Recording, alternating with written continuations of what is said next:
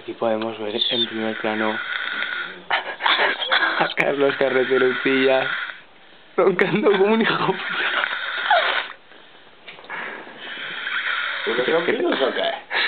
Que te entra un mosquito.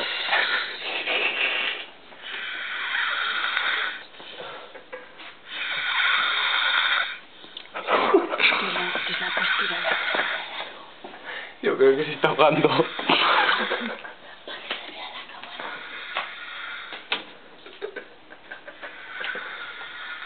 No me hagas fotico. Ah, que es un vídeo. Claro. Pasa. Alejandra, ¿cómo ¿Sabes lo que parece? Que se ha tragado una espina de un pescado y se le queda en la garganta. Y está aspirando. Se ahoga, se ahoga.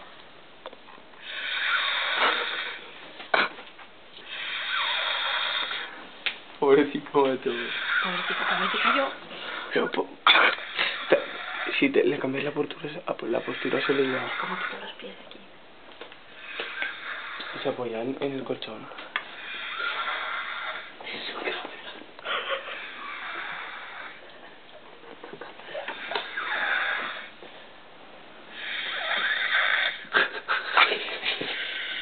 Parece la mía del exorcista, tío.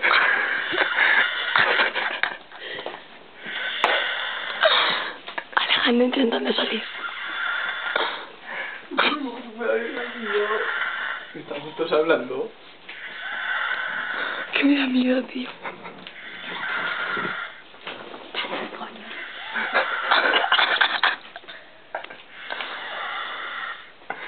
Pues que tienes que ver la cara.